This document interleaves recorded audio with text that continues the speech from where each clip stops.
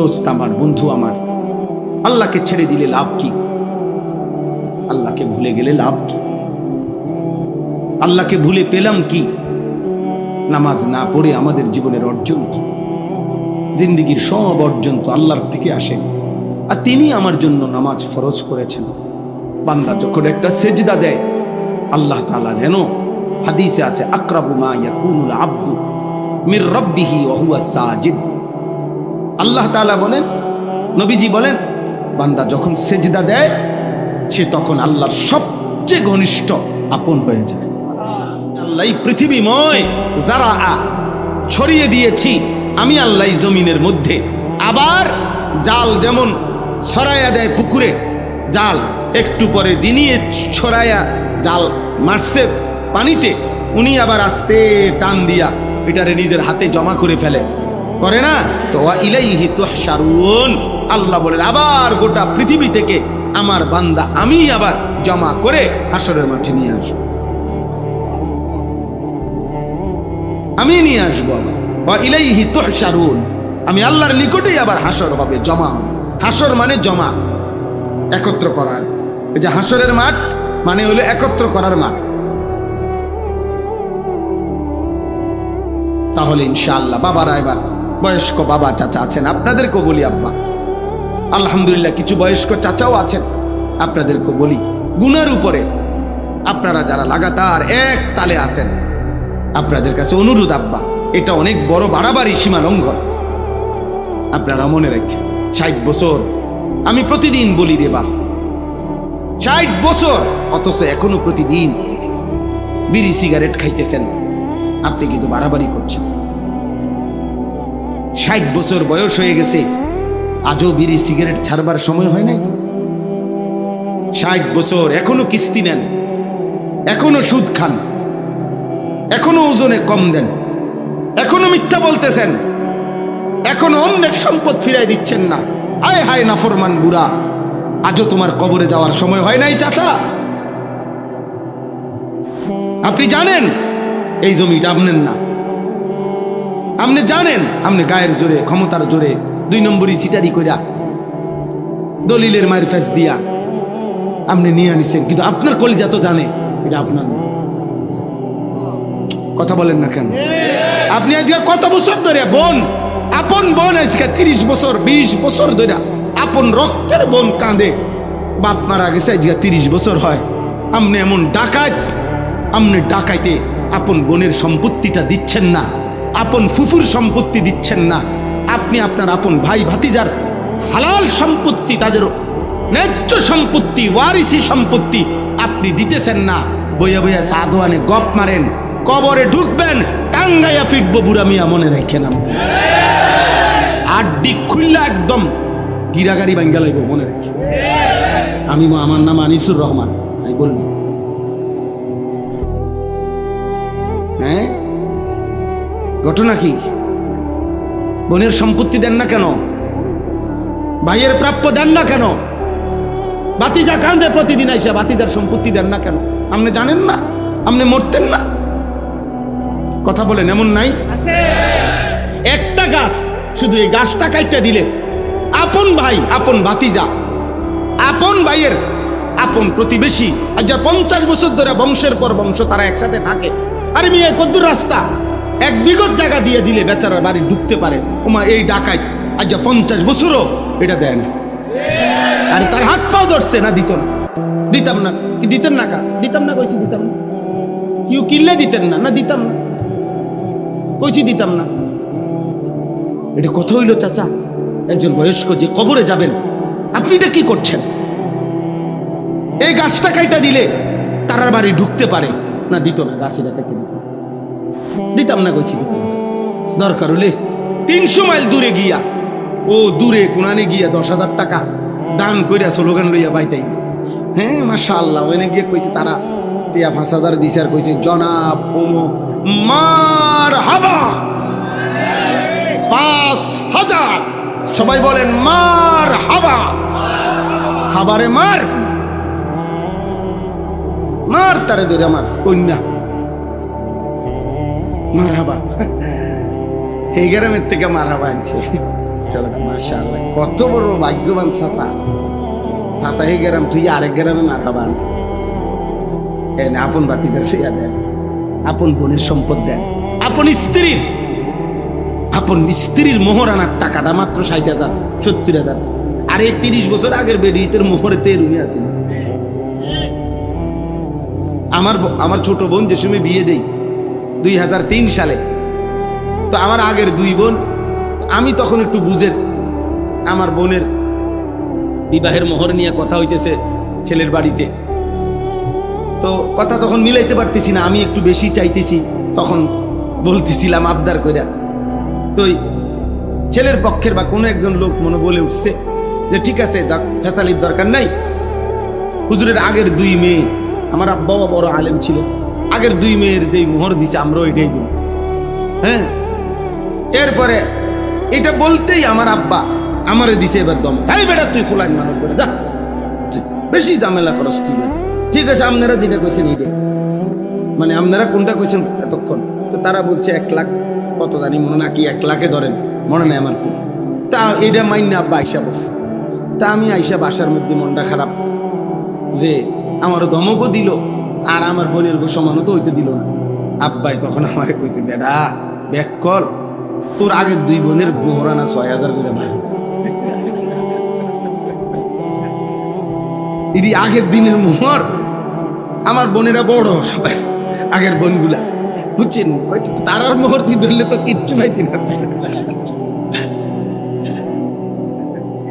এমন এমন স্ত্রীর মোহর সামান্য কয়টা টাকা, এবড়ি এই মোহরানার টাকাটা দেয় না, এমন পুরুষ আছে না? কেন দিলেন না চাচা? কেন দিবেন না? কেন দিবেন না কেন? তাই বেডিরে তো সবই দিছি। কিতা সব দিছেন? ভাতের তালা, ভাত কতটি দিছেন আর কিতা? আল্লাহ আমাদেরকে বুঝ দান করেন, ফিকির করেন বাবা। আল্লাহ যাকে হায়াত লম্বা দিছেন তাকে তো আল্লাহ তাআলা ইবাদতের সুযোগ দিছেন। সুযোগ দিছেন না বাপ? আল্লাহই তো সুযোগ দিছেন আপনাকে। আল্লাহ 60 বছর হায়াত দিলেন, 70 বছর দিলেন, মাশাআল্লাহ কত লম্বা হায়াত দিছেন।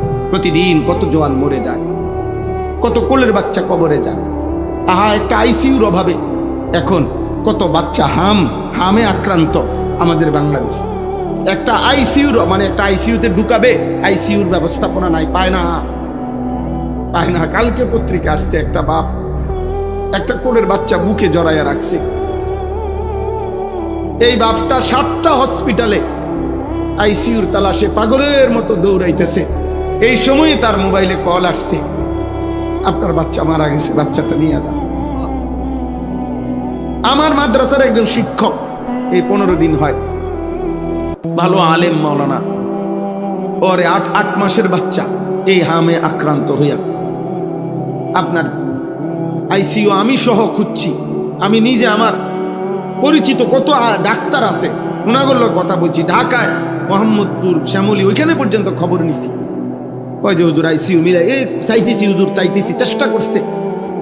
সর্বশেষ একটা হসপিটালে মিলাইছে কুমিল্লা। আপনার বিশ্বাস করেন, বাচ্চাটাকে এরকম ঘরটা, এই যে ঘর, এটা দেখা যায় হসপিটাল, এখান পর্যন্ত আনছে। মানে এখন শুধু নামাবে, এই সময় বাচ্চাটা মারা গেছে। মানে আর ঢুকাইতে পারছে না। দেখা যায়, মানে হসপিটালটা দেখা যাইতেছে, মানে এরা রেডি করে রাখছে সব, ওরাও দাঁড়ায় রয়েছে, মানে নামাইবো অ্যাম্বুলেন্স থেকে। এই সময় বাচ্চাটা মারা গেছে। এই আর মনে হয় 1.5 মিনিটও লাগবে না, 2 মিনিটের।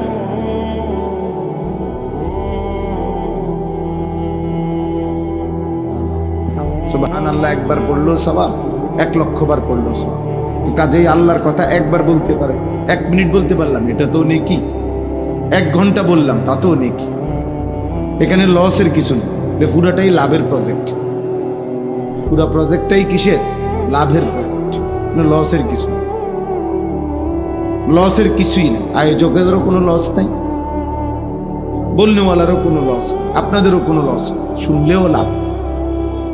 আমল করা পৃথক একটি হুকুম, আল্লাহর কথা শোনা এটাও একটা আমল। আমল করা এটাও একটা আমল। মানে আল্লাহ তাআলা যেমন আমাদেরকে আমল করতে বলছে, তেমন আল্লাহর কথা শুনতেও বলছে। তাহলে আল্লাহর কথা যে আমি শুনতেছি এইটাও একটা আমল করতেছি। ফাসতামিউ লাহু ওয়া আনসিতু, এটা স্পষ্ট কোরআনের আয়াত। আল্লাহ তাআলা বলছেন কোরআন যখন পড়া হয়, বলা হয় তোমরা মনোযোগ দিয়ে শোনো এবং চুপ থাকো। এই দুই জিনিস জরুরি, মনোযোগ দিয়ে শুনো, চুপ থাকো। আনসিতু অর্থ চুপ থাকো। লাআল্লাকুম তুরহামুন, আল্লাহ বলেন এতে অবশ্যই তোমাদের উপরে রহমত বর্ষিত। তাই সোজা হিসাব, কেউ যদি মনোযোগ দিয়ে শুনে এবং চুপ থাকে নিশ্চিত তার উপরে আল্লাহর রহমত। ওই যে ভাই গেঞ্জিওয়ালা ভাই বাইরে ভিডিও করলে ভালো হবে, কোনো অটো সিএনজি চশমাওয়ালা ভাই বাইরে কোথাও গিয়ে ছবি তোলে, নিরিবিলি অন্ধকারের মধ্যে একা একা ছবি ভালো হবে ভাইয়া।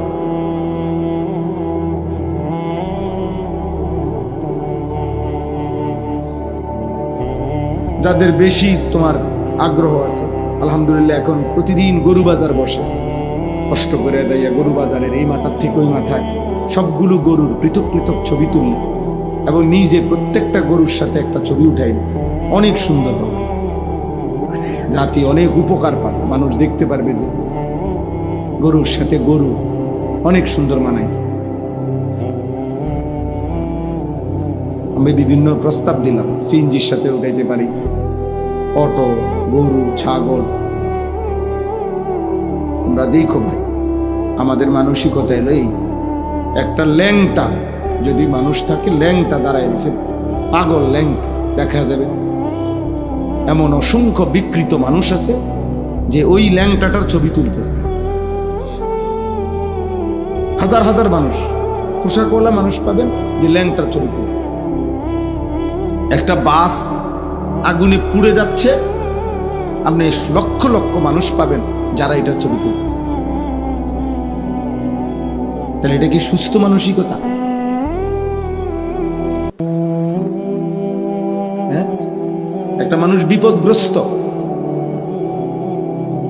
তার পাশে আগায় যাচ্ছে যতজন, তার চেয়ে ছবি তুলতেছে বেশি। এটা কি আসলেই সুস্থ মানসিকতা? বলো ভাই। এই জন্য দয়া করে এটা ভাবা উচিত।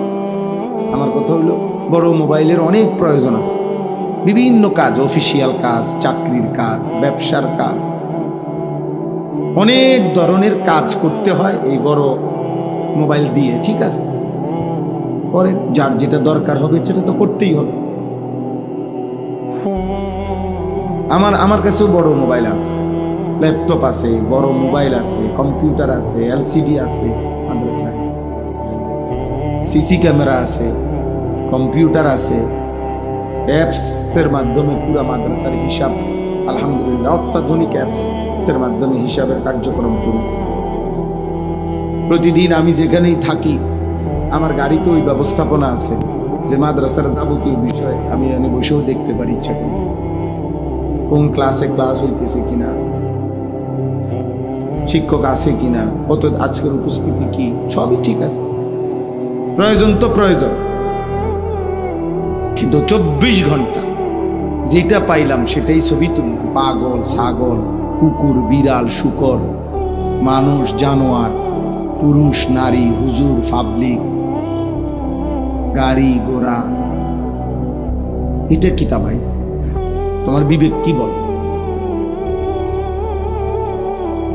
দোস্ত, একজনই ভাবো, তোমার বিবেক কি বলে, কমন সেন্স কি বলে, সাধারণ বুদ্ধি বিবেচনা কি বলে যে এটা কি কোনো প্রয়োজনীয় বা স্বাভাবিক কোনো কাজ? তাই আমার একটা ছবি তুলে তুমি কারে দেখাইবে? আমি গাড়ি থেকে নামতেছিলাম, আসতেছিলাম, তো এই ছবি কারে দেখাইবে? যারে দেখাইবা সে আর কখনো দেখে নাই। আফসোসের বিষয়, আমরা ভাবা উচিত। আমরা 8-10 জন, একে তো আমরা জানোয়ার না, আমরা মানুষ। দ্বিতীয়ত আমরা আর 10 জন মানুষের মতো না, আমরা মুসলমান। আমাদের একটু ব্যক্তিত্ব আছে, স্বাতন্ত্রতা আছে, আমাদের একটা নিজস্ব ব্যক্তিত্ব আছে। আমরা মুসলমান, আমাদের হাঁটা চলা, কথাবার্তা, আচরণ, উচ্চারণ সবকিছুই একটু ভিন্নতর। ভিন্নতম। কথা ছিল আমাদের এমন হওয়ার কথা ছিল যে আমাদেরকে দেখেই মানুষ আল্লাহকে চিনবে, আল্লাহর পথ পাবে। হাদিসের মধ্যে আছে নবী সাল্লাল্লাহু আলাইহি ওয়াসাল্লাম সাহাবায়ে কেরাম, নবীজির সাহাবা, ওনাদেরকে জন্য দোয়া করতেন, আল্লাহুম্মা হদি বিহিম, আল্লাহ আমার সাহাবাদেরকে আপনি এক একজনকে আপাদমস্তক এভাবে বানিয়ে দেন যেন তাদের দ্বারাই মানুষ হেদায়েত পেয়ে যায়।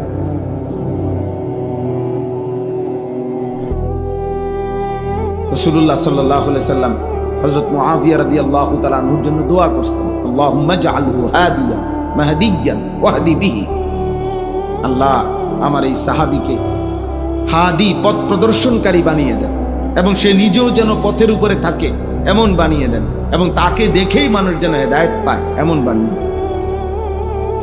এরকম বহু সাহাবীর কাছে জন্য নবী দোয়া করছেন। আমরা কিতাবে পড়ছি আর রাসূলুল মুআল্লিম ওয়া আসালিবুহু ফিত তালিম, আরবি ভাষার একটা বিখ্যাত কিতাব, শেখ আব্দুল ফাত্তাহ আবু গুদ্দা রাহিমাহুল্লাহ উনি লিখছেন। ওই কিতাবে আছে আমাদের প্রিয় নবী সাল্লাল্লাহু আলাইহি সাল্লামের 23 বছরের জীবনে যদি একটি মুজিজাও না থাকতো, অলৌকিক কিছু নাও থাকতো, শুধু নবীজির সাহাবাদেরকে পৃথিবীবাসী যদি পরীক্ষা করে, যেই কোনো সাহাবীকে দেখেই প্রমাণিত হবে রাসূলুল্লাহ সাল্লাল্লাহু আলাইহি সাল্লামই হচ্ছেন সর্বশ্রেষ্ঠ নবী। কারণ যার হাতে এমন সুন্দর মানুষ তৈরি হয়েছে, এমন উত্তম মানুষ যার পবিত্র ছোঁয়ায় তৈরি হয়েছে, এটাই তার নবুয়তের শ্রেষ্ঠ প্রমাণ, এটাই তার নবুয়তের শ্রেষ্ঠ। আজকে আফসোস আব্বা, আজকে যদি ভিনদেশি কেউ আইসা দেখতে চায় যে মুসলিম যুব সমাজ, আর আমরা যদি তোমাদেরকে দেখাই, আব্বা বলো না, অথবা সাহাবায়ে কেরাম কবর থেকে আইসা যদি জিজ্ঞাসা করে তোমাদের আমল তোমরা কি মেহনত করলা, চাই তোমাদের যুব সমাজ তোমরা দেখাও, তোম করে দেখাইলে আমরা কিভাবে বুঝাবো যে মাথার চুল থেকে পায়ের নখ পর্যন্ত ইসলামের চিহ্ন কোথায়? বলো না ভাই। সারাদিনে এক ওয়াক্ত নামাজ পড়ো নাই যে, তাকে দেখাইয়া কেমনে প্রমাণ করবো তুমি মুসলমান? এক বছরে যে কোনোদিন 5 ওয়াক্ত নামাজ পড়তে পারো নাই, তোমারে দিয়ে কেমনে প্রমাণ করবো? কারে বুঝাবো তুমি মুসলমান? নবী সাল্লাল্লাহু আলাইহি সাল্লাম বলেছেন, মান তারাকা সালাতাম মুতাআম্মিদান ফাকাদ কাফার, ইচ্ছা করে যে নামাজ ছেড়ে দেয়, ফাকাদ কাফারা, সে কুফরি করলো, কুফরি করলো, ফাকাদ কাফারা। নবী সাল্লাল্লাহু আলাইহি সাল্লাম সাহাবীকে বলছে, লা তাতরুকিস সালাতা আবাদান, আমার সাহাবী কোনোদিন কখনোই জীবন যায় যাক নামাজ ছেড়ো না। আমি এই মাত্র কিতাবে পড়তেছি, মেরকাত, আরবিতে মোটা কিতাব পড়তেছিলাম, মেশকাতের সারা, গাড়িতে বসে বসে এখন দেখছি পড়তে পড়তে, এইখানে ঠিক মতো পড়তে পারতেছিলাম না। মাশাআল্লাহ, রাস্তা আলহামদুলিল্লাহ, আল্লাহ তাআলা এই রাস্তা থেকে আপনাদের হেফাজত, আল্লাহ যেন আমারও হেফাজত। তো এখানে লিখছে যে মূলত সালাত, এই যে নামাজ আমরা পড়ি, মূলত সালাত শব্দের মূল অর্থ হলো আগুনে পুরাইয়া বাঁকা কাঠ সোজা করা, এটার মূল অর্থ বাঁকা কাঠ সোজা করা। তো মূলত নামাজ যে ধারাবাহিক পড়ে, সে তার নফসের হারাম চাহিদা, মনের কুচাহিদা, এইটাকে পুরাইয়া আল্লাহর ইবাদতের উপরে, আল্লাহর বন্দিগির উপরে সোজা করে রাখে। প্রত্যেকটা নামাজের মাধ্যমে যেন সে নিজেকে পুরাইতেছে, অর্থাৎ মনের হারাম চাহিদা আগুনে যেন পুরাইতেছে, নিজেকে যেন সুন্দর বানাইতেছে। তো এই কিতাবে লিখছে, এভাবে ধারাবাহিক নামাজ পড়ে যে নিজেকে পুরাইয়া উত্তম বানায়, আশা করা যায় নিঃসন্দেহে জীবনভর যে নিজেরে পুরাইল, মনের চাহিদা পুরাইয়া দিল, তো আশা করা যায়, কিতাবে লিখছে, আল্লাহ তাআলা তাকে দ্বিতীয়বার আবার জাহান্নামের আগুনে পোড়াবে না।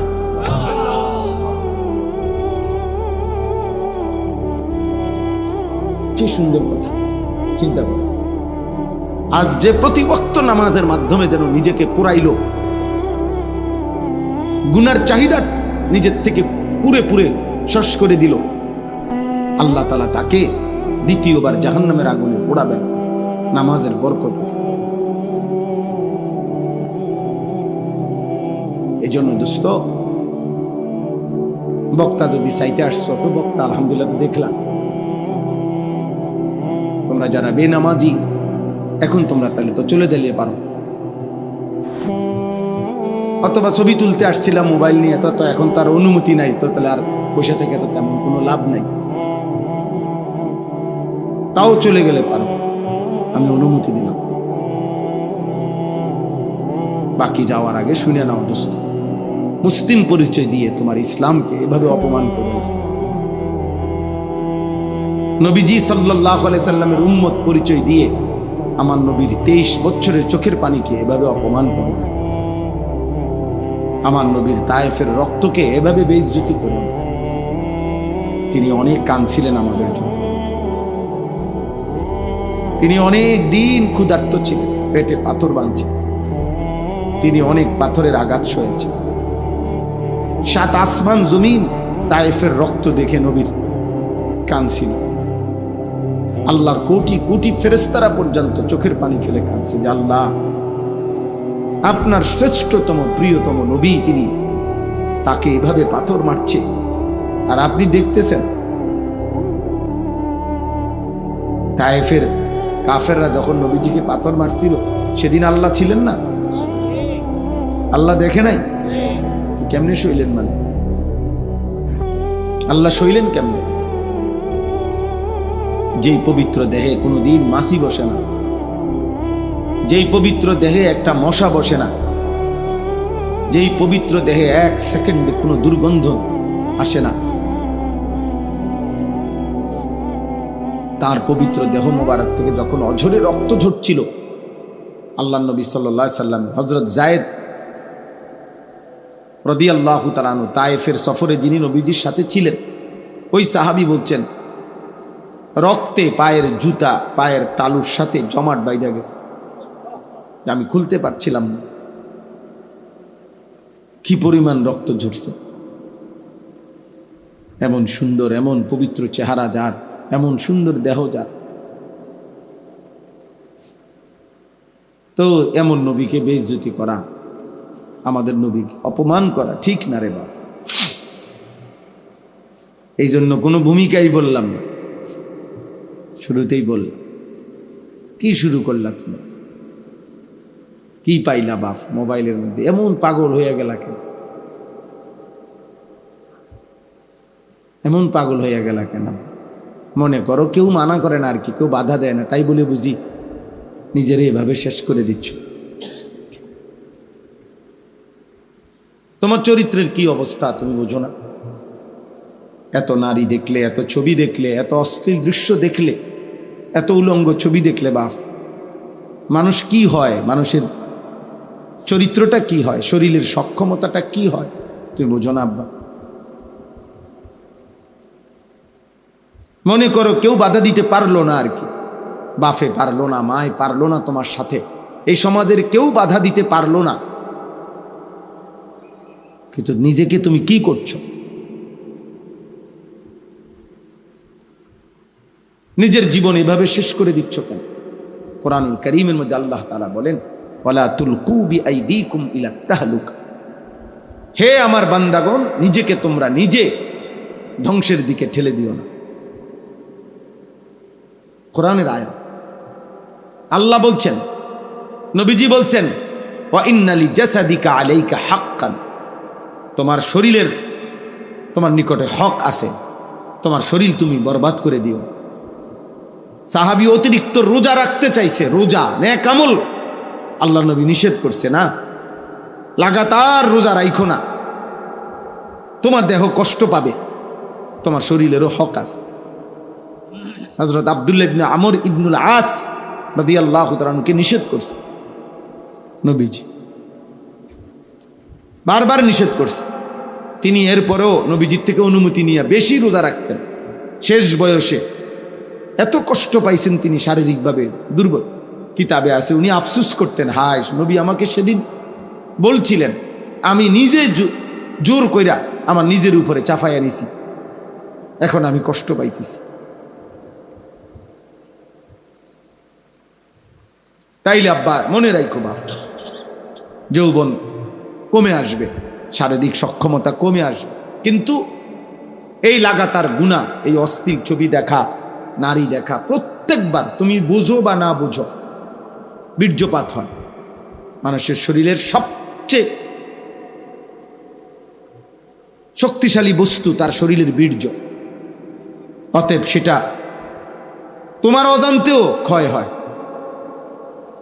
আখিরাত তো নষ্ট হবেই হবে, কবরে কষ্ট তো পাবাই, আখিরাতের জাহান্নামের কষ্ট তো আব্বা পাইবাই, কিন্তু খোদার কসম এই কোরআন হাতে নিয়ে বললাম, দুনিয়ার জীবনটাও কষ্ট পাইবে।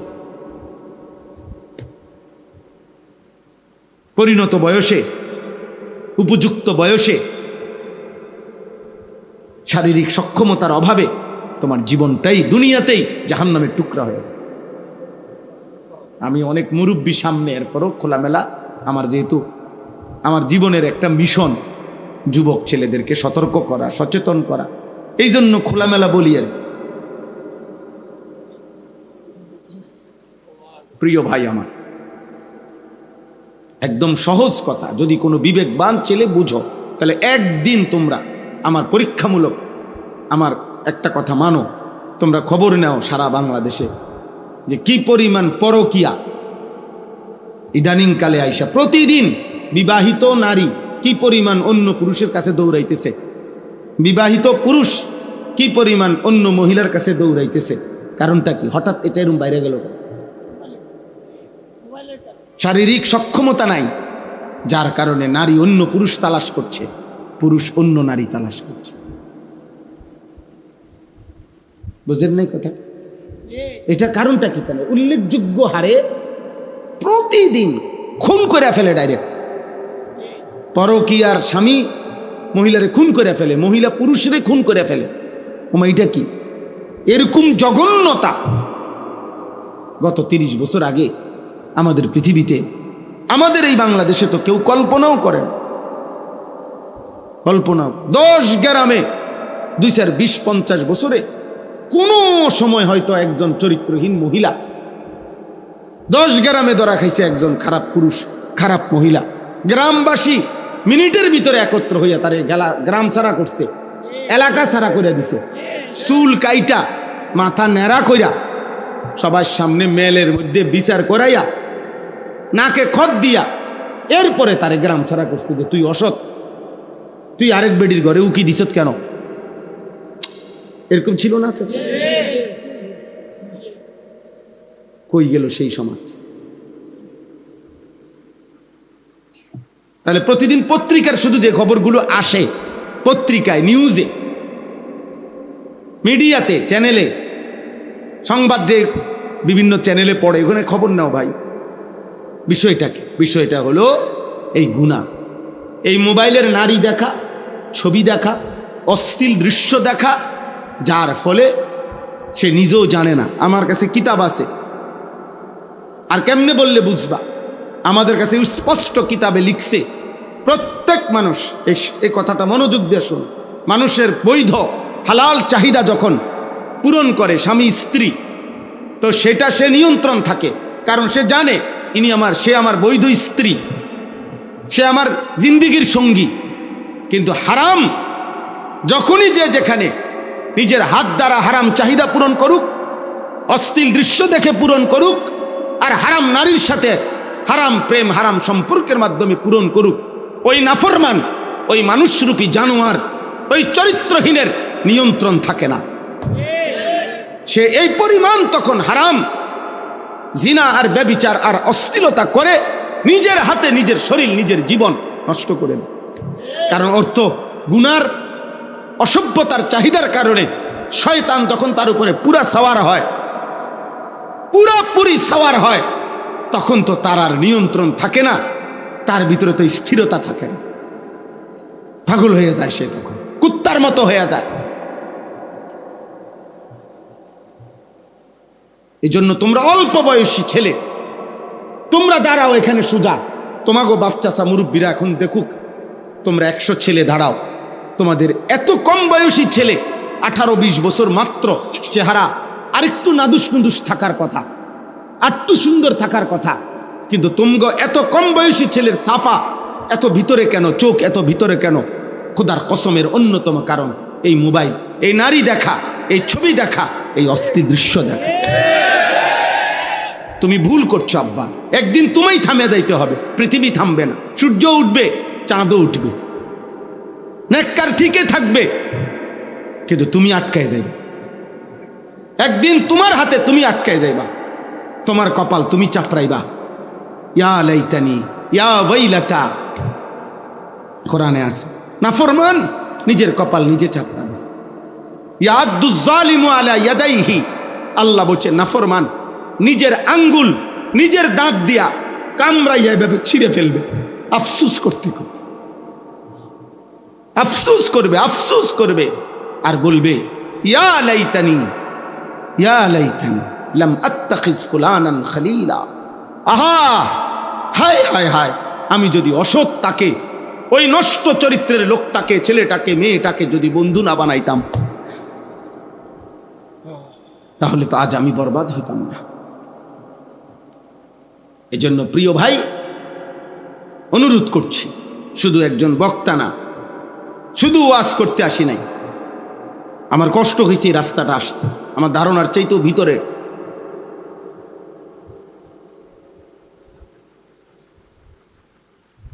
এই জন্য আমরা অনুরোধ করলাম, তোমরা যে কয়জন ছেলে মাশাআল্লাহ আসছো বাবা, সবাই একসাথে বদলাবে না, সবাই একসাথে বদলাবে না, কেউ একজন বদলাও, তুমি তোমার জন্য বদলাও, তোমার ভালোর জন্য।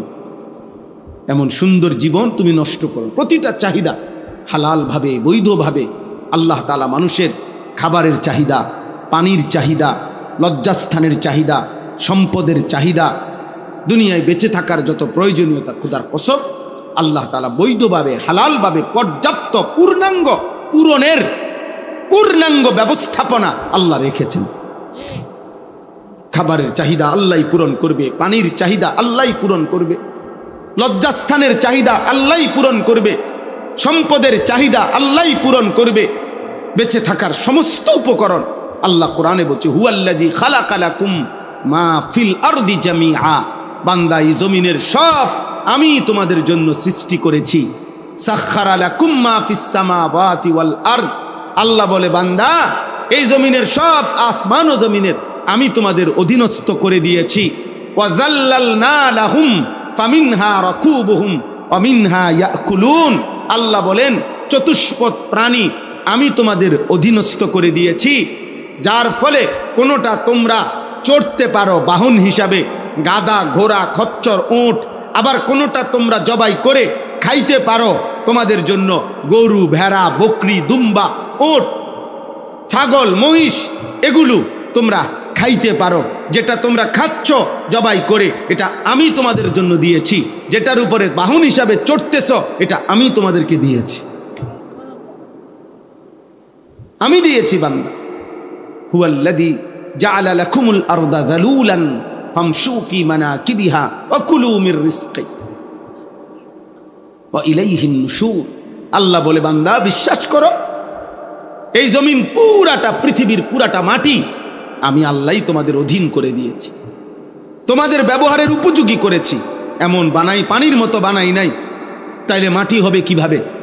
আবার একদম এতম ফোমের মতো নরম বানাই নাই, তাইলে স্থির হইয়া দাঁড়াইবা কেমনে? আবার পাথরের মতো শক্ত বানাই নাই, তাইলে তোমাদের খাদ্য, খাবার, ফুল, ফল, ফসল উৎপন্ন হবে কিভাবে? এবং তোমাদের পিলার ঘরের খুঁটি তোমরা কিভাবে গাঁড়বে? আল্লাহ বলেন যেমন মাটি হইলে তোমরা দাঁড়াইতে পারো, যেরকম হইলে শুইতে পারো, যেই রকম হইলে হাঁটতে পারো, যেরকম হইলে ফসল ফলাইতে পারো, যেই রকম হইলে তোমাদের বসত ঘর তোমরা স্থাপন করতে পারো, এমন সমস্ত প্রয়োজনের উপযোগী করেই আমি আল্লাহ এই মাটি বানাইছি। বাহ, সুবহানাল্লাহ। এমন মালিকরে সেজদা না দিলে নাফরমান, তুই মানুষ হইলি কেমনে নাফরমান? এই জানোয়ার বেটা! বেনামাজি তুমি জানোয়ার না তো জানোয়ারটা কেন বেটা?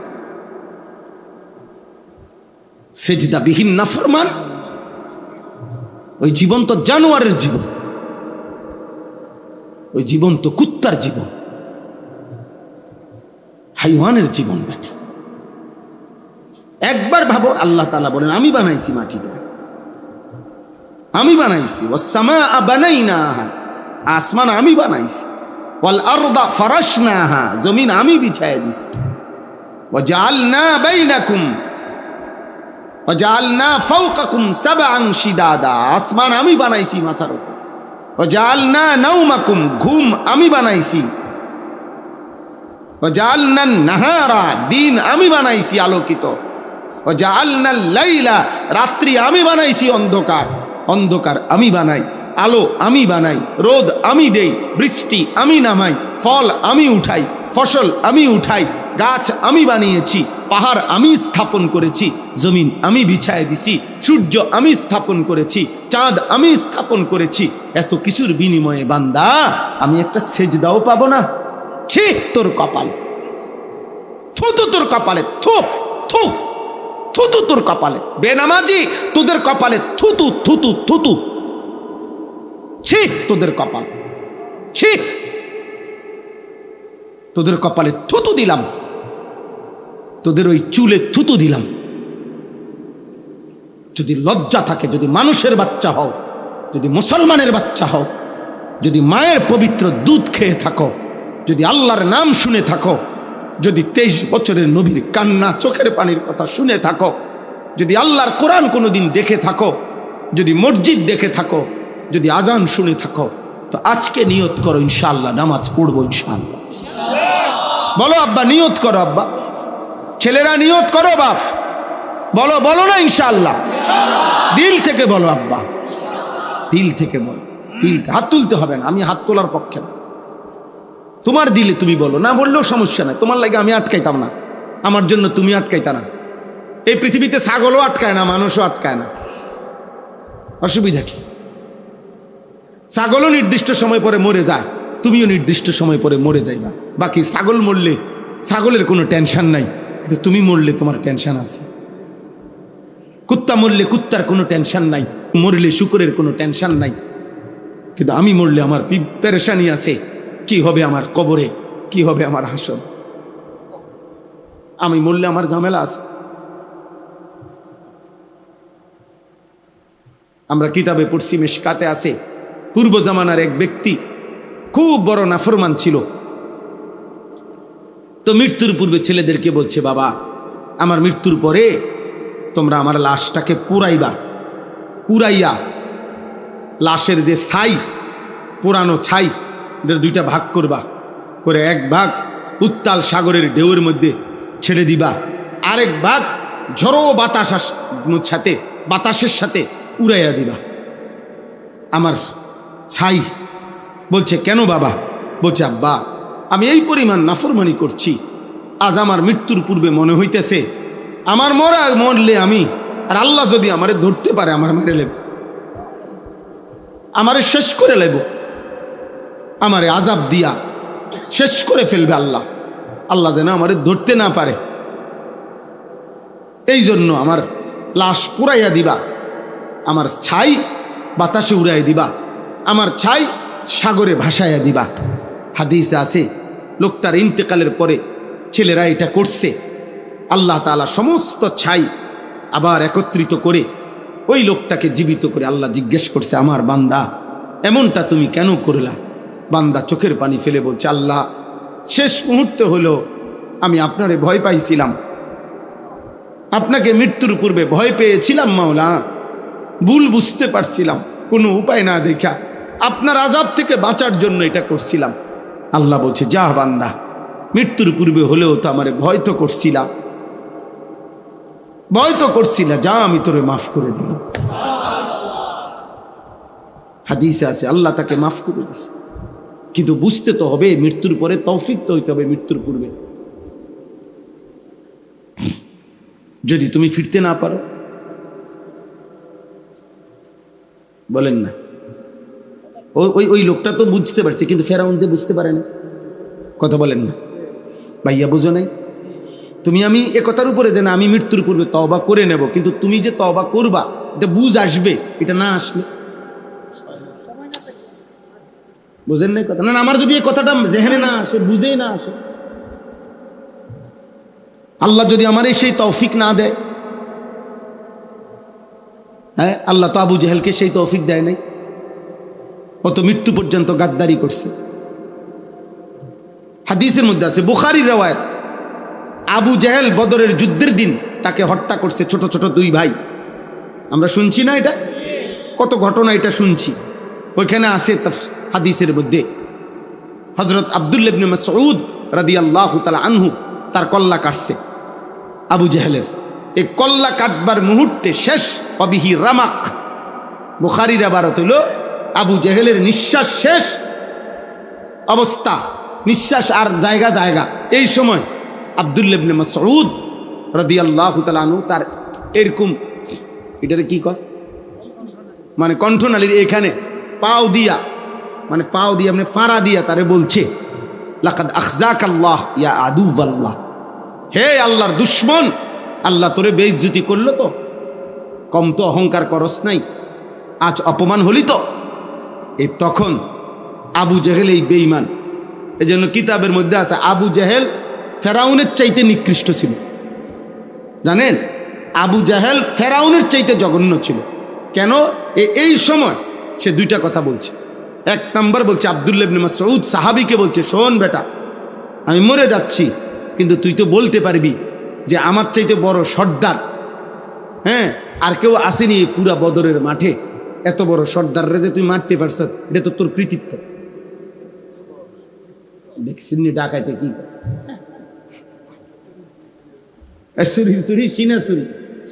সেইটা বলছে। এক, দুই নাম্বার বলছে আব্দুল্লাহ শোন, আমার মৃত্যুর পরে আমার যে কল্লা কাইটা ফেলবি, তুই কল্লা বাড়াইয়া কাটবি, বুক সহ বুক বাড়াইয়া কাটবি, যাতে বাকি লাশটির লগে আমার কল্লা রাখলে দূরের থেকে মানুষ বুঝে এটা সর্দারের লাশ। আবু জেহেল কত বড় গাদ্দার, কত বড় গাদ্দার! হ্যাঁ, এটা হাদিসের কথা। প্রিয় ভাই আমার, বন্ধু আমার, কিশোর নওজওয়ান, এমন সুন্দর হায়াত নষ্ট করো না। আর আসবে না তুমি পৃথিবীতে কোনোদিন, যদি আজ চলে যাও, কিংবা কাল, কিংবা পুরুষ, চলে যেতেই হবে, ফিরতেই হবে। ওয়া ইলাইহিন নুশুর, আল্লাহ বলছে বান্দা জমিন আমার, ঘোরো, অসুবিধা নাই, গোটা পৃথিবী তুমি হাঁটো, ফামশু ফি মানাকিবিহা, আমার মাটির উপরে যেখানে মন চায় থাকো, দেশে থাকো অসুবিধা নাই, বিদেশ যাবা যাও, বিদেশের মাটিটাও আমার, আমেরিকার মাটিও আমার, বাংলাদেশের মাটিও আমার, সব মাটি কার? যাও বান্দা, কোনো অসুবিধা নেই, দেশে থাকো, গ্রামে থাকো, নয়তো শহরে থাকো। ওয়াকুলু মির রিজকিহি, আমার রিজিক খাও, তালাশ করো, উপার্জন করো, খাও, কোনো আপত্তি নেই, তোমার জন্যই তো বানাইছি আমি। পৃথিবীর সব নাজ ও নিয়ামত তো বান্দা আমি তোমার জন্যই বানাইছি, এগুলো আমি আখিরাতে নেব না। দুনিয়ার এই খানা দিয়ে তো আমি বেহেশতে দেব না, দুনিয়ার এই খানা দিয়ে তো আমি আখিরাত নেব না। এবং আমি তো আমার ফেরেশতাদের জন্য এগুলো বানাইনি, আমার আখিরাতের জন্য বানাইনি, এগুলো এখানের জন্যই বানাইছি। এখানেই রাখো, খাও, অসুবিধা নেই, সবটা তুমি খাও, শুধু মনে রেখো ওয়া ইলাইহিন নুশুর, আমি আল্লাহর কাছে ফিরতে হবে। খাও, কোনো সমস্যা, শুধু কি মনে রেখো, কার কাছে ফিরতে হবে? কুল হুয়াল্লাযী যারাআকুম ফিল আরদ ওয়া ইলাইহি তুহশারুন, এই একই কথা। আল্লাহ বলছে, হে নবী আপনি বলেন, আল্লাহই তোমাদেরকে গোটা পৃথিবীতে ছড়িয়ে দিয়েছেন, আমরা কেন বাংলাদেশে, তারা কেন ভারতে, ওরা কেন পাকিস্তানে, ওরা কেন সৌদি আরবে, ওরা কেন ইটালিতে?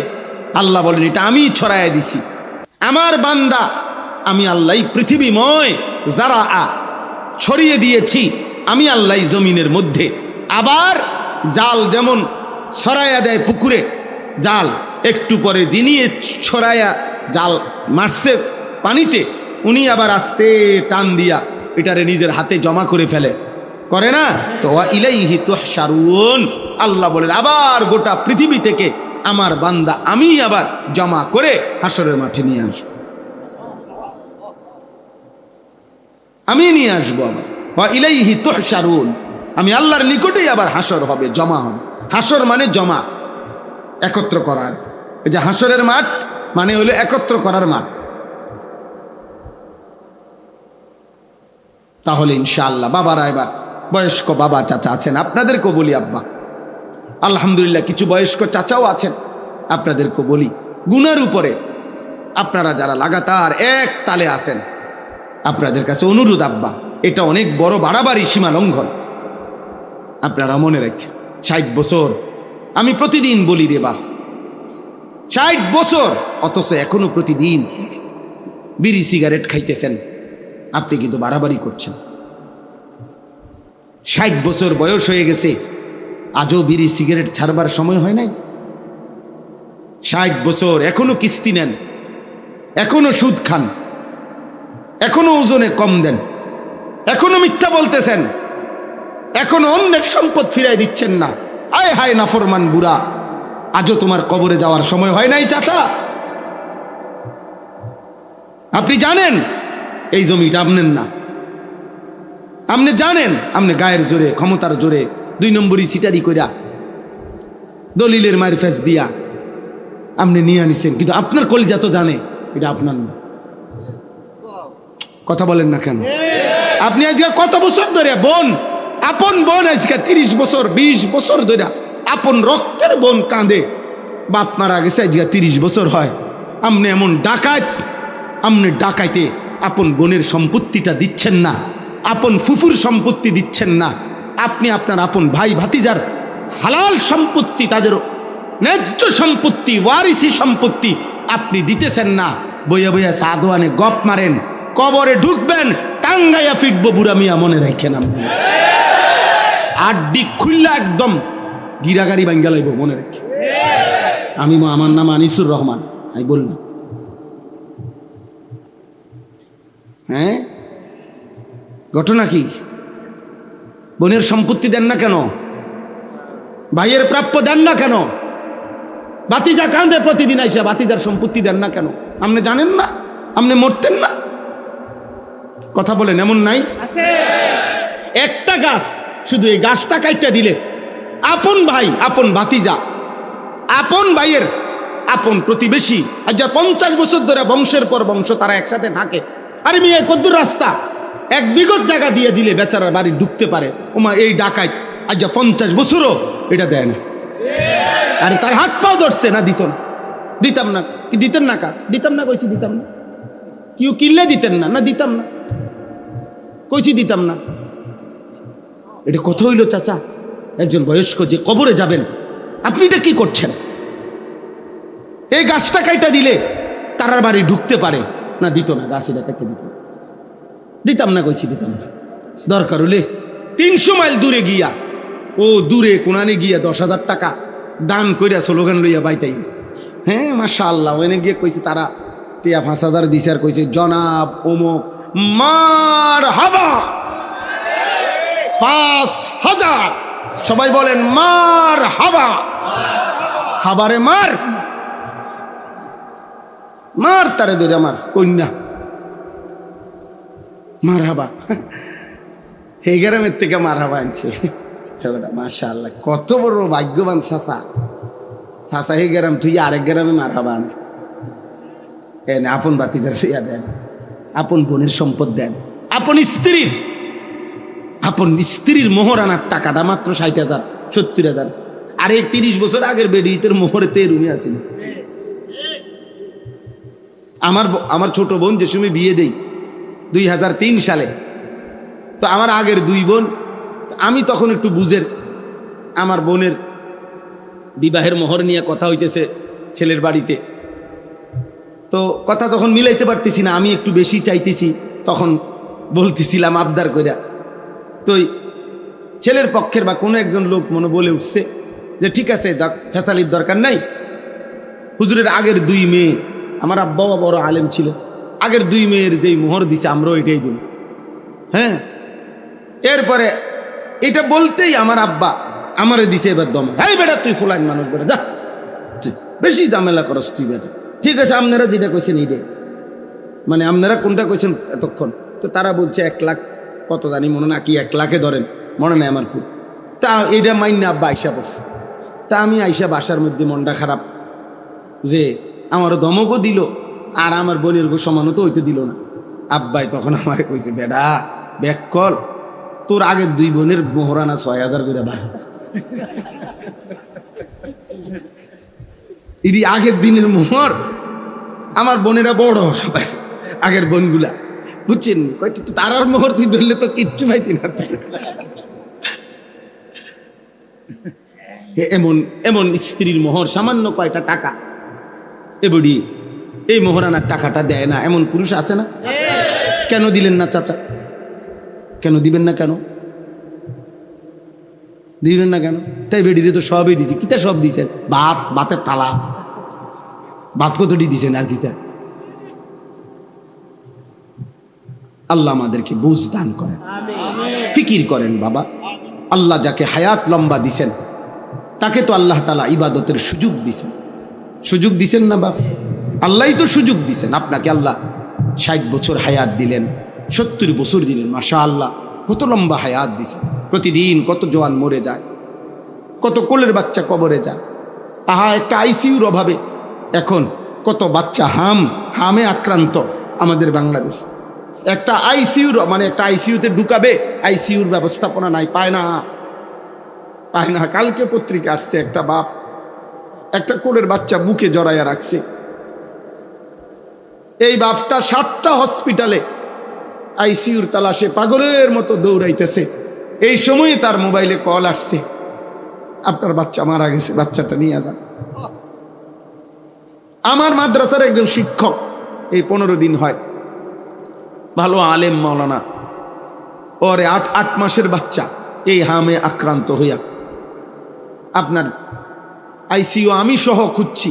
আমি নিজে, আমার পরিচিত কত ডাক্তার আছে, ওনাগুলোর কথা বলছি, ঢাকায় মোহাম্মদপুর, শ্যামলী, ওইখানে পর্যন্ত খবর নিছি। কয় যে হুজুর আইসিইউ মিলাই, এই চাইতেছি হুজুর, চাইতেছি, চেষ্টা করছে। সর্বশেষ একটা হসপিটালে মিলাইছে কুমিল্লা। আপনার বিশ্বাস করেন, বাচ্চাটাকে এরকম ঘরটা, এই যে ঘর, এটা দেখা যায় হসপিটাল, এখান পর্যন্ত আনছে। মানে এখন শুধু নামাবে, এই সময় বাচ্চাটা মারা গেছে। মানে আর ঢুকাইতে পারছে না। দেখা যায়, মানে হসপিটালটা দেখা যাইতেছে, মানে এরা রেডি করে রাখছে সব, ওরাও দাঁড়ায় রয়েছে, মানে নামাইবো অ্যাম্বুলেন্স থেকে। এই সময় বাচ্চাটা মারা গেছে। এই আর মনে 1.5 মিনিটও লাগবে না, 2 মিনিটের।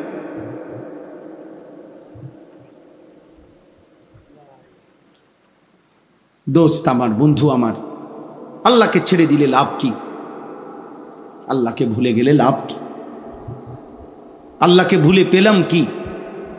নামাজ না পড়ে আমাদের জীবনের অর্জন কি? জিন্দিগির সব অর্জন তো আল্লাহর থেকে আসে, আর তিনি আমার জন্য নামাজ ফরজ করেছেন। বান্দা যখন একটা সেজদা দেয়, আল্লাহ তাআলা যেন, হাদিসে আছে, আকরাবু মা ইয়াকুনুল আবদু মির রাব্বিহি ওয়া হুয়া সাজিদ। আল্লাহ তাআলা বলেন, নবীজি বলেন, বান্দা যখন সেজদা দেয় সে তখন আল্লাহর সবচেয়ে ঘনিষ্ঠ আপন হয়ে যায়। আমার শায়েখ আল্লামা মুফতি মুশতাকুন নবী কাসিমি হুজুর বলে, বান্দা যখন সেজদা দেয় আল্লাহ তখন এরকম পিঠে, মাথায়, পিঠে হাত বুলায় দেয়। আল্লাহ যেন কুদরতি হাত বুলা আদর করে দেয়। মাশাআল্লাহ, আনিস আমার সেজদা দিলা, আমি খুশি হলাম। হাদিসে আছে, বাবা তোমরা অনেক ছেলে বাপ, হাত জোড় করে বলি, আব্বা ছবি তোলার জন্য হুড়াহুড়ি করো না, ধাক্কাধাক্কি করার কি দরকার আব্বা? কি হবে? যদি বলো তোমার কোনো ফায়দা হবে আখেরাতে, তো চলো তোমরা বলো ছবি তো, আমি একবার যতক্ষণ দরকার আমি দাঁড়ায় থাকবো, তুমি একজন করে আমার সাথে ছবি উঠাইও, কিন্তু আগে বলো আখেরাতের কি ফায়দা হবে, কবরের কি ফায়দা হবে, আগামী জীবনের তোমার কি ফায়দা হবে? যদি সেটা বলো, কোনো ফায়দা হবে ভাই? বলে না কোনো ফায়দা হবে? তাহলে যে সমস্ত মা বোন আছে বেপর্দা, যে সমস্ত মা বোন বেপর্দা, ওনাদেরকে বুঝান পর্দাবিহীন নারীর কোনো ইজ্জত নেই। কোরআনের ভাষায়, দুনিয়ার ভাষায় সেটা দুনিয়ার হিসাব। আমরা কোরআন বুঝি, আমরা কোরআন মানি, আমরা রাসূলুল্লাহ সাল্লাল্লাহু আলাইহি সাল্লামের হাদিস মানি। আমাদের বক্তব্য কারো গায়ে লাগুক আর পিঠে লাগুক, আমরা কোরআন থেকেই বলতে হবে, রাসূলের হাদিস থেকেই বলতে হবে। হাদিসের মধ্যে আছে, আল্লাহ নবী সাল্লাল্লাহু আলাইহি সাল্লাম বলছেন, যে নারী বেপর্দা সে অভিশপ্ত নারী। ফাইন্নাহুন্না মালউনাত, স্পষ্ট হাদিস। নবীজি বলছে বেপর্দা নারী অভিশপ্ত নারী, অভিশপ্ত, মালউনাত, অভিশপ্ত নারী। আপনারা আপনাদের বোনদেরকে বুঝান। আমাদেরকে আল্লাহ তাআলা হায়াত দিয়েছেন, সৃষ্টি করেছেন, রিজিক দিচ্ছেন, দুনিয়ার সমস্ত প্রয়োজনীয় জিনিস সরবরাহ করছেন। আমাদের দায়িত্ব আল্লাহকে সেজদা করা। আমরা করব ইনশাআল্লাহ। বলতেছিলাম ওই হাদিসটা, নবীজি সাল্লাল্লাহু আলাইহি সাল্লাম বলেন, বান্দা যখন সেজদা করে, কি করে? আল্লাহ নবী বলেন, ইতাজালা শাইতানু ইয়াবকি, সাথে সাথে শয়তান ওই ব্যক্তির থেকে যে সেজদা করে, খোদার কসম নবী বলেন, শয়তান কানতে কানতে তার থেকে সরে পড়ে, সরে যায়, আর আলগা হয়ে যায়, তাকে ছেড়ে দেয়। আর কি বলে? নবীজি বলেন সাল্লাল্লাহু আলাইহি ওয়াসাল্লাম, শয়তান তখন কাঁদতে কাঁদতে বলে, হে আল্লাহর বান্দা, এটাই তো সেই সেজদা, যেই সেজদা একবার না দেওয়ার কারণে আমি চির বিতাড়িত হইলাম। এটাই তো সেই সেজদা, যে সেজদা এখন দিয়ে তুমি আল্লাহর প্রিয় হয়ে গেলে। ওর ওই কথা, প্রত্যেকটা সেজদা দিলে বান্দা ওর ওই কথা মনে পড়ে। আবা ওয়াস্তাকবারা ওয়া কানা মিনাল কাফিরিন, কি সাংঘাতিক কথা! সেজদা না দেয়, দেয় নাই। আল্লাহ কোরআনে বললেন, আমার নাফরমান ইবলিস, নাফরমান, সে সেজদা দিতে অস্বীকার করলো। ওয়াস্তাকবারা, আর এর দ্বারা সে নিজের অহংকার করলো। ওয়া কানা মিনাল কাফিরিন, এবং কাফেরদের অন্তর্ভুক্ত হয়ে গেল। এই মুসলমানের বাচ্চা, শুনছো বাবা? আল্লাহ কি বলছে সেজদা না দেওয়ার পরে? 3 শব্দ বলছে। 1 নম্বর বলছে আবা, সে সেজদা দিতে কি করলো? অস্বীকার করলো। 2 নম্বরে বললো ওয়াস্তাকবারা, এর দ্বারা সে কি করলো? অহংকার করলো।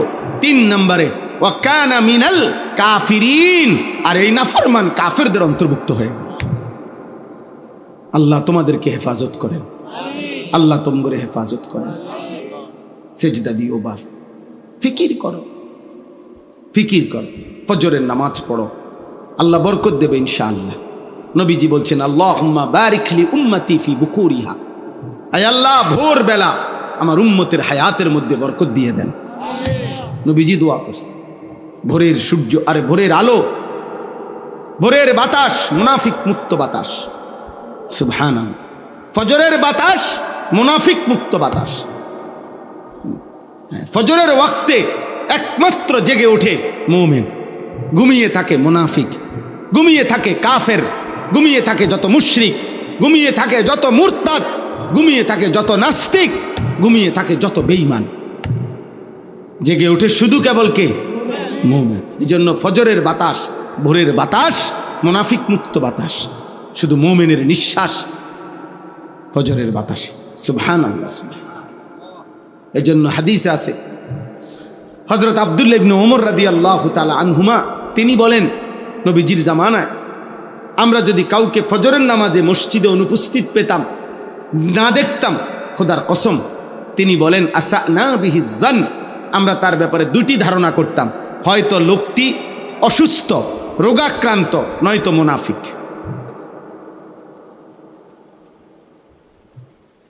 হযরত উবাই ইবনে কাব, বিখ্যাত সাহাবী রাদিয়াল্লাহু তাআলা আনহু বলেন, নবীজি কারো ঈমানের ব্যাপারে সন্দেহ করলে, মুনাফিক ভাবলে, খোদার কসম তিনি বলেন, নবীজি তাকে ফজরের নামাজে তালাশ করতেন।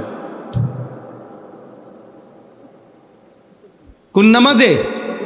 এবং ফজরের নামাজে জিজ্ঞেস করতেন, অমুক এসেছে, অমুক এসেছে। না পেলে নবীজি বলতেন, সাহাবী বলেন, নবীজি তখন বলতেন যে শোনো, এশার নামাজ এবং ফজরের নামাজ জামাতে পড়া মুনাফিকের জন্য কঠিন। হায় হায়, কি ভয়ঙ্কর কথা! যে নবী সুপারিশ করবে, তিনি যদি বলে ফেলে মুনাফিক, সুপারিশ করবে কি? যিনি হাউজে কাউসারের পানি দিবে, তিনি যদি বলে ফেলে মুনাফিক, তো সুপারিশ করবে কে, পানি দেবে কে? বলে আল্লাহ আমাদেরকে হেফাজত করে, আল্লাহ আমাদেরকে কবুল করে নেন। আজকের এই বজুরি খোলা ইত্তেহাদুল উম্মাহ ইসলামী সংগঠন সাচার, কচুয়া, চাঁদপুর ওলামায়ে কেরাম বললেন আপনাদের কাছে, ওনারা ফিকির করছেন আপনাদের জন্য পুরা মহল্লার মধ্যে মসজিদে মসজিদে ধারাবাহিক ইসলাহি মাহফিল করবে, আপনারা এতে সমর্থন করবেন, বলেন ইনশাআল্লাহ। নওজোয়ান ভাই, তোমরা যারা এলাকার, তোমরা নিজ উদ্যোগে ওলামায়ে কেরামের সাথে পরামর্শ করে তোমরা উৎসাহ দিবা যে হুজুর ইনশাআল্লাহ আপনারা দাওয়াত দেন, তোমরাই চেষ্টা করো, মুরব্বীদেরকে উৎসাহ পাইবে, তোমরে তারা দোয়া করে দিবে, প্রত্যেকেই সহযোগিতা করবেন। কেউ পারলে 100 টাকা দিবেন, কেউ পারলে 50 টাকা দিবেন, কেউ পারলে 500 টাকা দিয়েন যে হুজুর আপনাদের এই ভালো কাজে আমি আমার পক্ষ থেকে 100টা টাকা দিলাম। দেখবেন 100 টাকা মিশে যাবে লাখ টাকার সাথে, আর যতদিন চলবে আপনার আমল নামায় সওয়াব আসতে থাকবে, নিঃসন্দেহে সওয়াব আসবে, সওয়াব আসবে, সওয়াব আসবে। আল্লাহ তাআলা সমস্ত ইবাদতের মধ্যে 2টা জিনিস মূলত চায়, এই আমার শেষ কথা। প্রত্যেক ইবাদতের মধ্যে আল্লাহর মূল চাওয়া 2টা, 1 বান্দার জবানে আল্লাহর জিকির, আল্লাহর নাম, 2 দিলের মধ্যে তাকওয়া, আল্লাহর ভয়, আল্লাহর ভালোবাসা। আল্লাহ দিল চায়, আল্লাহ জবান চায়। আল্লাহ জবানে শুনতে চায় নিজের নাম, আর আল্লাহ দিলে চায় তাকওয়া, আল্লাহর ভয়, আল্লাহর ভালোবাসা। এখানে কোরআনে আছে ওয়াল বুদনা জাআলনা, যেটা পড়ার জন্য আমি খুলছিলাম, এইটা পড়েই তরজমা বলছি, শেষ। ওয়াল বুদনা জাআলনাহা লাকুম মিন শাআইরিল্লাহ। আল্লাহ বলেন কোরবানি আসতেছে, কোরবানির জন্য যত প্রাণী, গরু, ভেড়া, দুম্বা, বকরি, উট, মহিষ, আল্লাহ বলেন এগুলোকে কোরবানির জন্য উপযোগী, এটা আমি আল্লাহ এই সিদ্ধান্ত, এটাকে কোরবানির প্রাণী হিসাবে নির্ধারিত আমি আল্লাহ করেছি। কে করেছে? আল্লাহ করেছেন। আল্লাহ মিন শাআইরিল্লাহ, এবং কোরবানির জন্য নির্ধারণ করা প্রত্যেকটা প্রাণী আমি আল্লাহর নিদর্শন। সুবহানাল্লাহ। যে প্রাণীটা কোরবানির জন্য কিনা হয়, সিদ্ধান্ত হয়, গরু হোক, ছাগল হোক, ভেড়া হোক, দুম্বা হোক, বকরি হোক, উট হোক, এটা কার নিদর্শন? আল্লাহর নিদর্শন। এরপরে আল্লাহ বলেন লাকুম ফিহা খাইর। সুবহানাল্লাহ। আল্লাহ বলে বান্দা মনে রেখো, কোরবানির মধ্যে পুরাটা, এই তোমার কোরবানির মধ্যে, পুরা কোরবানি করাটার মধ্যেই রয়েছে তোমাদের জন্য খায়ের, কল্যাণই কল্যাণ, কল্যাণই কল্যাণ। এখানে লস কোনো প্রজেক্ট নাই, এটা পুরাটাই লাভের প্রজেক্ট। সুবহানাল্লাহ। কোরবানির কল্যাণই কল্যাণ, নেকি নেকি, নেকি নেকি, নেকি নেকি, পুরাটাই লাভ। সুবহানাল্লাহ। হাদিসের মধ্যে আছে, নবী সাল্লাল্লাহু আলাইহি সাল্লাম হযরতে ফাতেমাকে বলছে, ফাতেমা মনে রেখো তোমার জন্য এখন কোরবানি হবে, তোমার ওয়াজিব আদায় হবে, তুমি দেখো পর্দার আড়াল থেকে, কুমি ইলা উদহিয়াতিক ওয়াশহাদিহা, দাঁড়াও দেখো। আল্লাহর নবী বলেন মনে রেখো ফাতেমা, ফা ইন্না লাকি বিআউয়ালি কাতরাতিন তাকতুরু মিন দামিহা আন ইউগফারা লাকি মা সালাফা মিন যুনুবিক। এখন কোরবানি করতে গিয়ে তোমার প্রাণীর রক্তের 1 ফোঁটা, প্রথম ফোঁটা জমিনে পড়বার সাথে সাথে আল্লাহ তাআলা তোমার পেছনের সব গুনাহ মাফ করে দেবে। এতটা সওয়াব, এতটা নেকি, নেকি নেকি। এজন্য মহব্বতের সাথে কোরবানি করা, আল্লাহ তৌফিক দান করেন। কোরবানি করতে গিয়ে পিছপা হবেন। প্রত্যেক উপার্জনকারী, বিদেশে যেই ছেলে তার নামে কোরবানি দিবেন, দেশে যেই ছেলে চাকরি করে তার জন্য পৃথক কোরবানি দেন, গ্রামে যে ব্যবসা করে তার জন্য কোরবান, যারই উপার্জন আছে স্বাভাবিকভাবে ঈদের 3 দিন কমপক্ষে 1,79,000 বা 80,000 টাকা যার অতিরিক্ত জমা আছে, এমন প্রত্যেক সদস্যের উপরে কোরবানি ওয়াজিব। যে মহিলার কাছে স্বর্ণ আছে, কিছু রূপা আছে, স্বর্ণ আছে, কিছু জমার টাকা আছে, 5-10 হাজার টাকা, 1 বড়ি 1.5 বড়ি স্বর্ণ আছে, এই 2টা মিলাইলে নিঃসন্দেহে 52.5 বড়ি 1,90,000 80,000 টাকা দাম বেশি আসবে। এই মহিলাদের উপরেও কোরবানি ওয়াজিব। কোরবানি ওয়াজিব। কোরবানি গোটা ফ্যামিলির উপরে আসে না, ব্যক্তির উপরে আসে। কোরবানি গর্স প্রতি কোরবানি ওয়াজিব হয় না, ব্যক্তি প্রতি কোরবানি ওয়াজিব হয়। আমরা এটা বানায় নিছে, কোরবানি হলো আমরার ঘরে কোরবানি হয়েছে না, আমাদের ঘরে কোরবানি হয় না, কোরবানি হয় মানুষের উপরে ওয়াজিব হয়। বুঝেন নাই কথা? এবারটা বিদেশ, এবারটাই দিছে 20,000, হেতে ঢাকা স্যার কি করে তে দিছে 10,000, আর ওই এনে গ্রামে দোয়ান আছে একজনের, হেতের দিছে 80,000 মিল্লা। আমি আব্বার কাছেও কিছু আছে, সব মিলাইয়া টেয়া 50,000 মিলাইছে, মিলাইয়া বাপ মার নামে কোরবানি দিছে, সবাই কোরবানি হয়েছে, আল্লাহর রহমতে গোস্ত খাইতে আছে। বাহ, কোরবানি, এটা নি কোরবানি, এটা নি কোরবানি।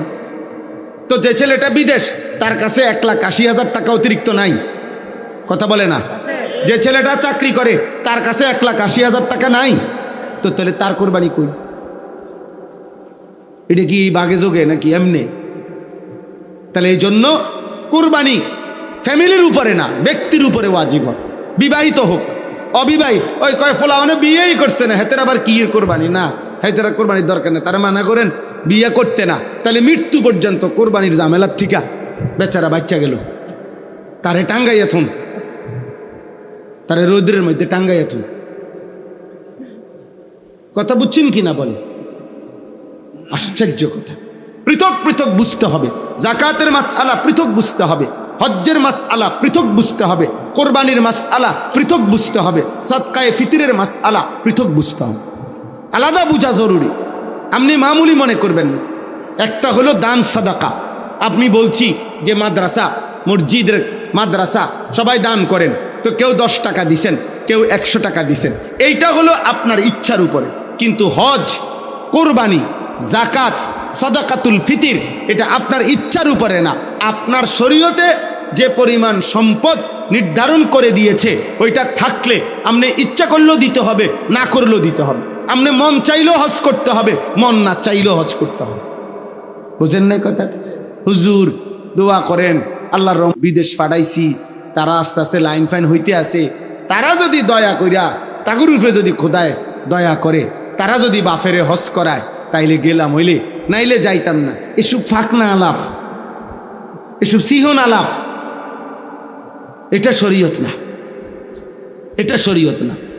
বরং স্পষ্ট মাসআলা হলো, যেই ব্যক্তির ভিটা ছাড়া বসত বাড়ি, অতিরিক্ত জমি আছে, ফসলের জমি, ক্ষেতের জমি, বাজারের ভিটা, বাজারের দোকান, মানে আলাদা জমি আছে, যেই জমির কিছু বিক্রি করলে হজের টাকা হবে, পরিবারের হজের আসা যাওয়ার যে সময়টা এই খরচ হবে, আর আলগা জমি যে দূর আরও রয়েছে বাকিটা দিয়েও তার সংসার চলবে, এমন প্রত্যেক মুসলমানের উপরে খোদার কসম হজ করা ফরজ, ফরজ, ফরজ। যে ব্যক্তি হজ ফরজ সত্ত্বেও হজ করে নাই, আল্লাহর কসম নবী বলছে ওইটা হয়তো যদি মারা যায় তো ইহুদি মরলো, নয়তো খ্রিস্টান মরলো, বেঈমান মরল, বেঈমান মরল, বেঈমান। আমি আপনাদেরকে একদম উদাহরণ বলি, মনে করেন এটা আমার বসত, অতিরিক্ত এখানে আমার আলগা 10 শতক জমি আছে, ক্ষেতের জমি হোক, ফসলের জমি হোক, চাষাবাদের জমি হোক, বুঝছেন নি কথাটা? ওইখান থেকে 3 শতক বিক্রি করলে, 4 শতক বিক্রি করলে মনে করেন হজের টাকা হবে 6.5 লাখ টাকা হজের। এখন মনে করেন সংসার চলতে লাগবে 1.5 লাখ, 1.5 মাসে ধরে নিলাম 8 লাখ। এই জমি যদি একাংশ বিক্রি করলে ধরেন 8 লাখ টাকা আপনার ব্যবস্থা হবে, আর বাকি আরও জমি আছে যেটা দিয়ে আপনার ফ্যামিলি চলবে। এই লোকের যদি আর ব্যবসা নাই, বাজার নাই, বিদেশে ফুত নাই, চাকরি নাই, শুধু বসত আর এই জমি দূর আছে, যে দূরের কিছু বেচলে হজের টাকা হয়, এই এমন প্রত্যেক মুসলমানের উপরে হজ করা ফরজ, ফরজ। আর না করে মরলে এটা বেঈমান মারা গেছে, নবী বলছে। নবী বলছে এটা হয় ইহুদি মরলো, নয় খ্রিস্টান। আমার কিছু আসে যায়, ফালিয়ামুত ইনশা ইয়াহুদিজ্ঞান বা ইনশা নাসরানিজ্ঞান। মুসলমান মরল না, মুরব্বীরা বইয়া বইয়া সাদওয়ানে ফাঁকনা আলাপ করে, বিড়ি খায় আর বহন খায় আর গপ মারে। হ্যাঁ হ্যাঁ, গপ মারে। হ্যাঁ, কইতে তো সুন্দর লাগে হুজুর, আমি না বুঝি 3 ফুট বিদেশ ফাটাইতে কত কষ্ট হয়েছে। না কি এর কষ্ট? 6 লাখ নিছেন এমনি, 6 লাখ নিছেন সুদে, আমরা জানি না কষ্ট কি? তা আবার সুদের টাকার মধ্যে আবার কষ্ট কি? হারাম খায় নিছেন, হারাম নিছেন। আমি বিদেশ হারাম বলি না, আমি তো একটু আগেই বলছি, আল্লাহ বলছে আমার জমিন সব, তুমি যেখানে মন চায় থাকো, কোনো অসুবিধা নাই। কিন্তু হারাম এখানেও হারাম, বিদেশেও হারাম। হারাম কিনা বলেন না কেন? যেটা হারাম এটা সর্বাবস্থায় হারাম কিনা? তাহলে অভাবে পড়লেও হারাম, সুখে থাকলেও হারাম, বিপদে পড়লেও হারাম, সুখে থাকলেও হারাম। আল্লাহ আমাদেরকে হেফাজত করে। অতএব আমি সংক্ষেপে বলে দিছি, বাকি হজ্জের মাসআলা আরো বুঝেন। আপনারা প্রত্যেকে আলেমদের থেকে জিজ্ঞেস করেন, আলেমদের। আরে মিয়া, যেই চোখ আল্লাহর ঘরের কালো গিলাফ দেখে নাই, মদিনার রওজা সবুজ গম্বুজ যে দেখে নাই, ও দেখলো কি আর জীবন? ওই চোখ দেখলো কি? ওই চোখ বাকি দুনিয়া না দেখলেই চলত। অন্ধ মানুষও তো দুনিয়া চলে। অন্ধ মানুষ খায় না, অন্ধ মানুষ বিয়া করে না, অন্ধ মানুষের বাচ্চা হয় না, কথা বলে না। বুবা মানুষ খায় না, বুবা মানুষ বিয়া করে না, কানে শোনে না এমন মানুষ বিয়া করে না। তো দুনিয়া তো চোখ ছাড়াও ভোগ করা যায়, কান ছাড়াও ভোগ করা যায়, জবান ছাড়াও তো দুনিয়া ভোগ করা যায়। আল্লাহর দেওয়া চোখে মালিকের ঘরই দেখলাম না, রসুলের রওজাই দেখলাম না, বলেন কি? বলেন কি? এর চাইতে বড় দুর্ভাগ্য আর কি হইতে পারে? এক সাহাবী, আমরা স্পষ্ট কিতাবে পড়ছি, আব্দুল্লাহ ইবনে যায়েদ ইবনে আব্দে রব্বিহি, নবীজির একজন সাহাবী। নবীজি যেদিন ইন্তেকাল করছেন মদিনায়, সেদিন তিনি দুই হাত তুলে আল্লাহকে বলছিলেন, আল্লাহ, এই চোখ দিয়ে যেহেতু নবীকে আর দেখব না, এই চোখে আমি আর দেখতে চাই না। এই কান দিয়ে যেহেতু আমার নবীর কথা আর শুনবো না, এই কানে আর কিছুই শুনতে চাই না। স্পষ্ট কিতাবে আছে, এই সাহাবী আর কোনোদিন মৃত্যু পর্যন্ত চোখেও দেখে নাই, কানেও শুনে নাই। নবীজির ইন্তেকালে আব্দুল্লাহ ইবনে যায়েদ ইবনে আব্দে রব্বিহি, ইনি সেই সাহাবী যিনি স্বপ্নে আজান শুনছে, দেখছে। সর্বপ্রথম আজান যেই সাহাবী দেখছে, স্বপ্নে শিখাইছে ওনারে এই সাহাবী, এই আব্দুল্লাহ ইবনে যায়েদ ইবনে আব্দে রব্বিহি। এই ইনি নবীজির ইন্তেকালের দিন আল্লাহরে বইলা চোখের দৃষ্টি নিয়ে সরাই দিচ্ছে, কানের শক্তি সরাই দিচ্ছে। লাগবে না মাওরা, ওই চোখ আর লাগবে না, ওই কান লাগবে না, যে চোখ বন্ধুকে দেখবো না। আর আমরা বুড়া মানুষ, হায়াত শেষ হয়ে যাইতেছে, আজও মালিকের ঘরে যাওয়ার মোহব্বত আসে। বইয়া বইয়া শুধু নাতিগারে বিয়া করাইব, নাতির ঘরের ফুতিরি বিয়া করাইব, নাতিরে এই বইয়া বইয়া ফালতু দুনিয়া। দুনিয়া বুড়া মানুষ সোজা হইয়া গেছে, খাটে পড়ে গেছে, আমি চোখে দেখছি মিয়া। আহ আহ আর এই জমির এই হিসাব, এই একটা ধরলাম, মাসআলা বললাম, এটা চিন্তা করলে কত মুসলমানের উপরে হজ খরচ। এমন জমিওয়ালা কি 1-2 জন? কথা বলে না কেন? হুদা 10 শতক, 30 শতক জমি, 50 শতক জমি, এরম মানুষ অভাব আছে মিয়া? জমির একটা কোনা বেচলে 3 বার হজ করতে পারবো, 3 বার হজ করে নিতে পারবো। এবার 60 বছরে একবার জীবনে ফরজ হজ, ওমা কল্পনায়ও আসে না। ওমা কিতাও কর অনুমাই এখন বিয়া দিয়ে সারছি না, হাল মারে এমনি লাভ মার আও কি কর অনু সোলাগা বিদেশ পাঠাইছি, কদ্দুর গদ্দুয়ার করছি না, কদ্দুর জমি জামা কিনুন না, অনু কদ্দুর গুছাইতারছি না। এত সকাল কি এর হজ না? আপনি এত সকাল কি লেখা হজ করে? আপনি বাঁচবেন কমপক্ষে 650 বছর, আপনি এত সকাল হজ করবেন কেন? আপনি কমপক্ষে 645 বছর পরে, 46 বছর বয়সের সময় আপনি হজে করবেন, কারণ আপনি তো মারাই যাবেন 650 বছর পর। তো শেষ 3-4 বছর থাকতে হজ করে নিলে তো পারেন, আপনার যাতে কেরান দিয়ে নেয় হজে। যত দুর্বল বুঝছেন, এই প্রতি বছর হজ্জে উমরায় গেলে দেখি, এই আপনার যত দুর্বল, সবচেয়ে বেশি দুর্বল মানুষ আমগো বাংলাদেশে। চাচার শৈল চলে না, চাচারে কয় ফুব, হাবড়া আরে ফসিন দিন, বিশ্বাস করেন না, মানে একবারে সম্পূর্ণ টেম্পার হারাইয়া, আর মানে শৈলের আর কোনো মেয়াদে নাই। এই মেয়াদ উত্তীর্ণ যেটা এবারে যায় আল্লাহর আর কুলাইতে পারেন। হজ তো পরিশ্রমের ইবাদত, হজ কিসের ইবাদত? পরিশ্রমে। তো 70 বছরের বুড়া মিয়ারে ফাটাইলেন কেন? আল্লাহ তাআলা আমাদেরকে তৌফিক দান করেন, আল্লাহ আমাদেরকে কবুল করে নেন।